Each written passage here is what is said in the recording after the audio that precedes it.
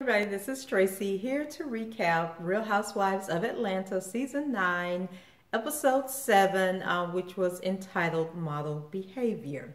So before we get started, there's been a lot of gossip swirling around, regarding Porsha and her love interest over the past week. And I'm sure some of you probably heard by now about the video of Kordell Stewart, which is Porsha's ex-husband and former NFL quarterback, for my beloved Pittsburgh Steelers. And I guess a video has surfaced, and I don't know if it's a new video or if the video is like a year old or what, but anyway, there's a video that he took of himself in the nude, doing a frontal and a backwards view. And this video was allegedly leaked to blogger Funky Geneva, and it's supposed to be from an ex-boyfriend or upset boyfriend of Kordell. But anyway, if you're familiar with Kordell, his career has been plagued with rumors that he's gay, even though he says he's not gay.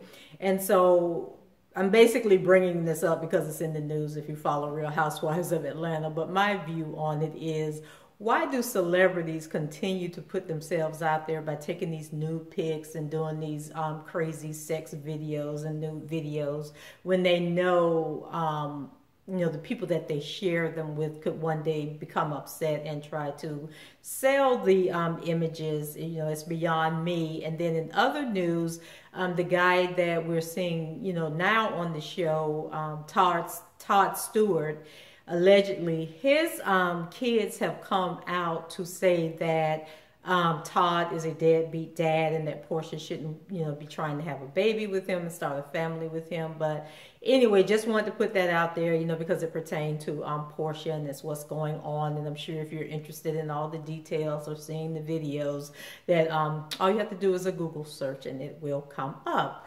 So let's get to what we're here for, which is the recap of the last episode of Real Housewives of Atlanta.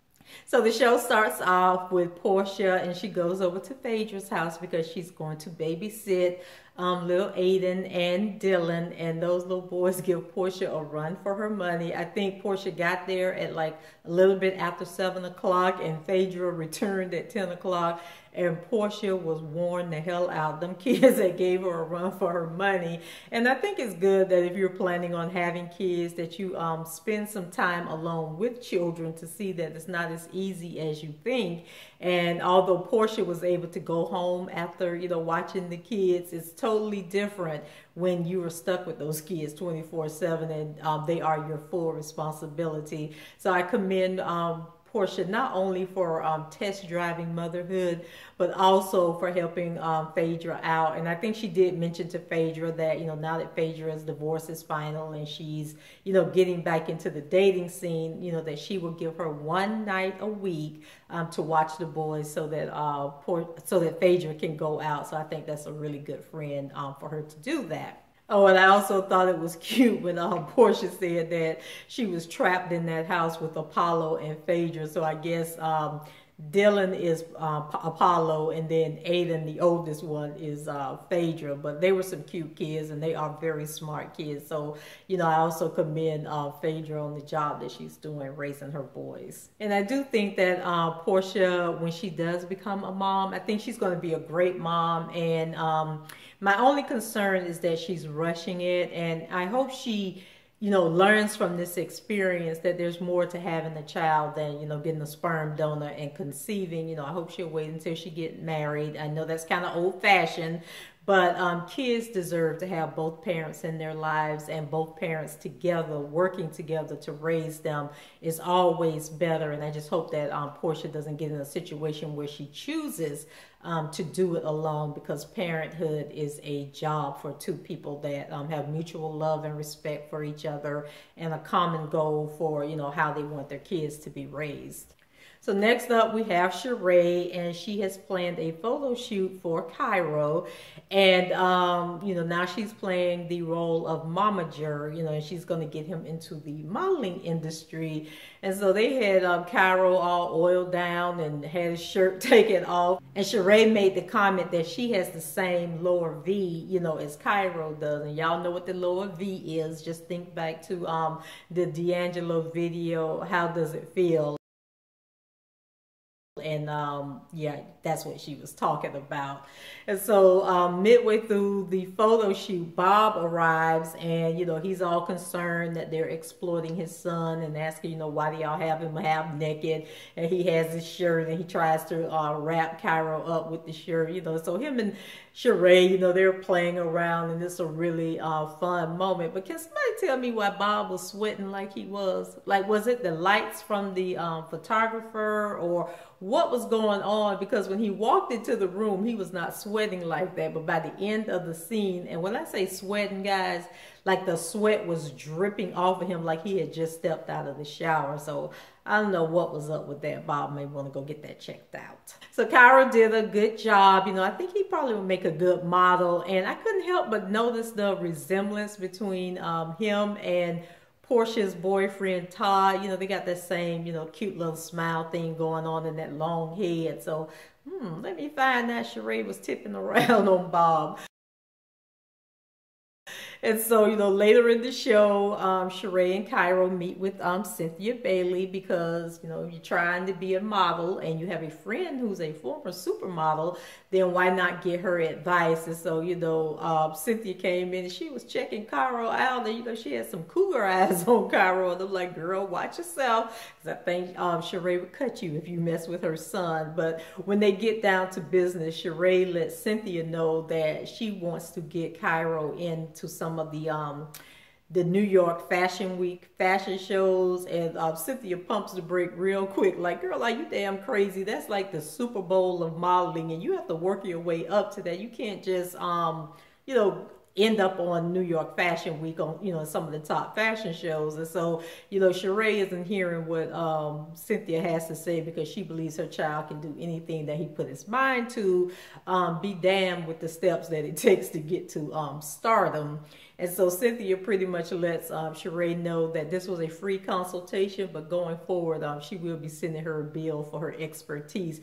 And I agree with you, Cynthia, because Sheree's not going to listen to anything you have to say, so you might as well get paid for your time. Next up, we have Kenya and the foolishness with Matt. And so she's on the phone with her dad, and he's asking her, you know, about the relationship with Matt. And so, you know, he's concerned that things will escalate, and tells Kenya that, you know, she needs to send him a ticket so that he can fly out to meet with her and Matt and talk, you know, things over and get to the bottom of what's going on. And so I hope you guys caught that, you know, Kenya takes care of the men in her life, you know, from her dad down to her boyfriend. So I guess it's a trained behavior that because she provides for her father, she thinks she's supposed to provide for the men in her life and not the other way around. And so I don't know if it's me or not, but it seems that every time Kenya tells the story about Matt kicking in the garage door glass, that the glass seems to get bigger and bigger and bigger. And I think by the time Kenya's dad showed up in Atlanta, she had done removed the entire pane of glass out of 3 of the different sections. So I don't know if a repairman was on his way and, you know, was waiting on the glass replacement to come in or what, but it started out as a hole about this big in one of the panes, and then it ended up being 3 total panes that are gone out of the garage door. And then I was thinking, you know, Kenya took a real long time getting that garage door fixed, because I think the same night that the glass was broken, I would have had somebody out there at least boarding that up, because, you know, she in them woods and everything, and I, you know, telling what kind of rodents, raccoons, squirrels, or whatever could have been getting into her garage with those big old holes and whatever going on in that garage door. But, you know, I guess the more people she could show it to, the more believable her story was. So Kenya's father, you know, he does eventually, like I say, come to town, and so he wants to meet with Matt. And Kenya plans a outing with her father, and Matt, where they're going to go to the cigar bar. And so we get to the cigar bar, and it's Kenya and her dad there, and I think they had been waiting about 30 minutes, and he finally asked her, well, what's going on with Matt? Is he coming? So Kenya pulls out her telephone, and so she's like, oh my God, 17 messages. And I'm like, okay, now was those 17 messages from Matt, or were those 17 messages that Kenya had been sending to Matt, begging him to please come and show up for this exchange with her dad? And Kenya's dad is so country and so southern. I thought he was from Michigan, but maybe he came from down south and lived in Michigan for a while. But he definitely has like this southern drawl of somebody that could be like from Alabama or Mississippi or somewhere. So anyway, he asked Kenya, or Kenya asked him to call Matt and ask Matt if he's coming. So they get Matt on the phone. Matt says he doesn't think it's a good idea, but he does eventually show up. And then we have the usual back and forth between him and Kenya. They're both so damn smart till they're stupid. And so they're trying to, intellectualize why the relationship isn't working.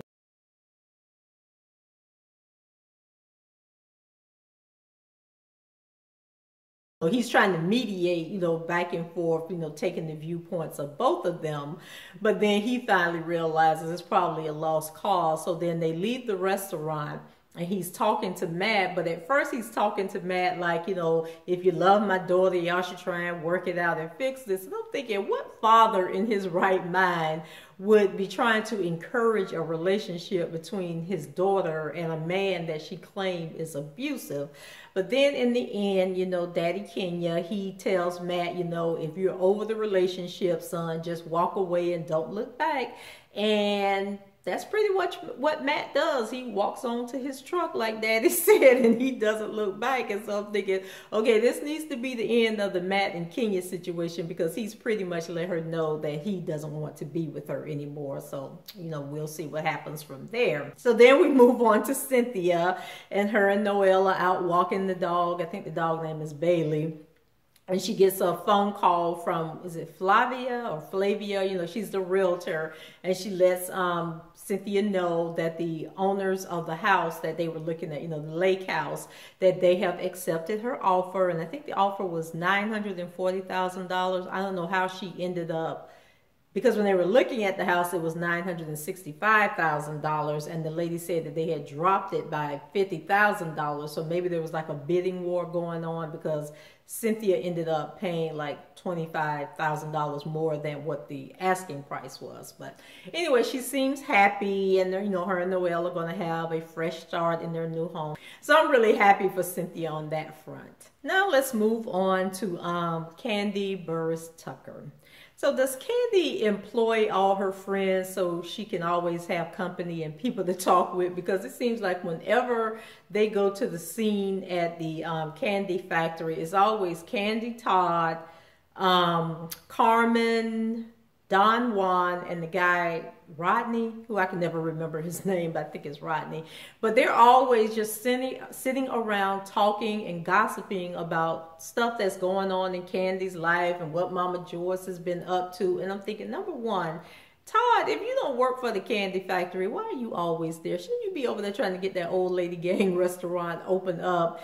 And then why are they always just sitting around talking and gossiping about everything that's going on? So Kandi is sitting there talking to them, and they were talking about Phaedra. It seemed like they're always talking about Phaedra for some reason.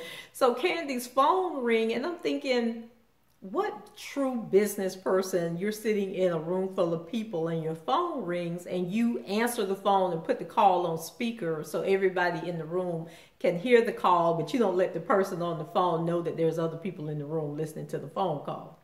But anyway, so it's Phaedra's secretary on the phone, and she's calling to set up a lunch date between Phaedra and Kandi. So Kandi accepts the lunch date, and of course when she hangs up the phone, she has to explain to the crew, what's going on, and questioning what Phaedra's motives are. And I kind of was thinking, like, Phaedra, I think you and Kandi know each other well enough that you didn't need to use your secretary to call Kandi, but it is what it is, and they agree, to meet up later on. So then we move on to Phaedra's office, and there is a lady and look like maybe two children that come to the office to visit Phaedra, and we find out that it's actually Drama. Remember the guy that got arrested for making the bomb threat at Phaedra's office? And so it's his mom, and she's there to talk to Phaedra, I guess, about the whole situation and to assure Phaedra that Drama doesn't mean her any harm and that it was just a miscommunication. And so Phaedra is sharing with her about when she went to the food tasting that Kandi had, and the comments that Mama Joyce made that that Drama had said that he was there to blow Phaedra up because he was tired of how Phaedra was treating him. So as this scene is going on, there's like a back and forth between, what's going on at the candy factory and what's going on at Phaedra's office. And so basically Kandi is saying that, she's implying that Phaedra had something going on with the Drama guy, and that's why he wanted to blow up the office, and how she's sick and tired of Phaedra lying, and Phaedra can make up stories, for anything that's going on rather than just telling the truth. And once again, like I said, I don't know why Kandi's life evolves around her sitting around talking about Phaedra and what Phaedra is doing. It just makes no sense, and it kind of makes me think that something else has happened between Phaedra and Kandi that hasn't been revealed on the show, and that it really hurt Kandi more than maybe Phaedra realizes it hurts Kandi, and until it hurt Kandi, and until they can work out whatever that is, I think this back and forth is going to continue. Then we have a scene where Porsha and her new boyfriend Todd, they go to her mom's house for dinner, and Lauren and Hosea, which is her brother and sister, they're there. So it's your typical let's meet the new boyfriend and see what he's all about type of dinner. And the brother Hosea, he didn't really talk much. I don't think he said anything at all except for maybe pass the mashed potatoes. But Lauren, she's doing a lot of talking, and she's basically saying that she, is skeptical about the relationship because it's never a good idea to go back and date someone that you dated before. But Todd assures them that, he has Porsha's best interest at heart. And then he even reached over and kissed Porsha and declared his love for her. And I thought that was so, it actually didn't seem rehearsed, but it was just so random and out of place that it almost came off as looking sincere. Like, this dude might really like Porsha, but like I say, the blogs are talking that he may not be a good match for Porsha in terms of somebody that she wants to have a child with. So I don't know what's going on. I hope Porsha has finally found a real relationship, but only time will tell. So the last part of the show, it was the showdown of the century. We've been waiting for Phaedra and Kandi to finally sit down and talk and hash out their differences. And so Phaedra's already at the restaurant, and Kandi shows up. And so I was wondering, like Kandi had on that dress, and it's a really pretty dress, but I was thinking, was that the same dress that she had on that day her and Mama Joyce were going out to lunch, and Block called and she got into the argument with Block? And then I was thinking the little Asian girl that was waiting on them, she seemed really sweet and happy to be on television, so maybe that was her acting debut. And I know you guys are probably wondering why I'm mentioning this, but this was kind of like what I was thinking as I was feeling the time during the awkwardness of Phaedra and Kandi when they first sat down. They were just staring at each other like, okay. So I don't know what that was all about, but like I said, it was a very awkward about 10 seconds that passed without them just, with them just looking at each other and not really talking. So Phaedra, she wants to talk about Mama Joyce and how disrespectful she was, and Kandi immediately goes into attack mode. And so I guess this is the opportunity to dig up everything that Phaedra has ever said to her, or, throwing all kinds of tea and shade. And she seemed to have really been hurt by the fact that Phaedra had made a comment like 2 seasons ago about Todd, when they were arguing about the money for the video, and they were saying that Phaedra hadn't paid them for the video, and Phaedra made a comment about Kandi paying Todd an allowance. And so then I was wondering, like, is that what Kandi's been upset about all these years, that Phaedra made that comment? And then I'm thinking, for you to be that upset about that comment, does that mean that there's some validity to it? Is Todd really living off of Kandi? And Phaedra knows that, and that's what Kandi's upset about. And so, like I say, it's evident that Kandi is really hurt about something, and Phaedra, has said or did something to her that Kandi hasn't been able to move past, and I don't know if we're ever going to get to the point. So this scene was really sad in terms of friendships, and it reminded me of a Periscope video that I was watching probably about 2 weeks ago, and there was this lady out of, I think, like the New Jersey area, and her name is Pastor Phyllis Hilliard.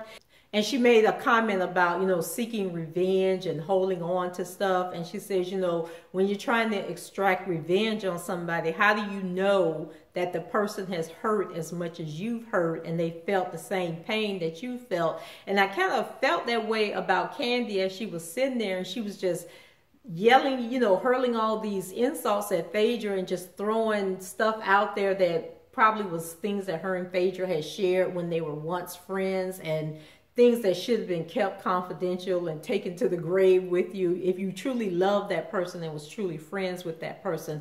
But Kandi was just throwing it all out there, and you could just tell that she is really coming from a place of hurt. And then I kind of respected Phaedra in the fact that, she just sat there and kind of let Kandi vent it. And every now and then, she would make a comment and deny something Kandi was saying, or she would say to Kandi, we both said things to hurt each other, and we both said or did things that we shouldn't have did. But at some point, we've got to move on. But Kandi, she didn't want to move on. She wanted to hurt Phaedra. She wanted to embarrass Phaedra. And like I said, I don't understand where all of this is coming from. And we may never know where it's coming from, because Kandi, she said she wasn't going to talk about Mama Joyce because Mama Joyce was a grown woman and she has no control over her, so that it was best for her to leave. And then, and the part where Phaedra said that, maybe I loved you more than I loved my husband. And, Kandi laughed about that. But I know some women who do love their friends more than they love their husbands. And so there could have been some validity to that for Phaedra, but Kandi laughed it off and she got up and left. And I just thought it was really sad the way their friendship, turned out. And maybe Kandi's like hurt that now Porsha and Phaedra are really close, and I think we're going to kind of like see that play out in upcoming episodes, where for some reason Porsha keeps having lunch with the other girls and the topic of Phaedra seems to keep coming up. And so hopefully Porsha doesn't betray Phaedra and she stands up for her friend and tell the other women to back off. Well, that's it. What do you guys think about the demise of Kandi and Phaedra's friendship? Do you think Kandi is just hurt because the friendship ended, or is there more to it and it's something that we haven't been made privy to? And have you ever had a really close friend and were truly devastated when the friendship came to an end, because something happened or someone came between the two of you to tear you apart? So let's get the conversation started. Leave your comments below, rate the video, and subscribe to the channel if you haven't done so already. And I hope everyone has a wonderful new year, and please be safe as you go out and celebrate the introduction of 2017. So love and blessings. Love you guys. Bye-bye.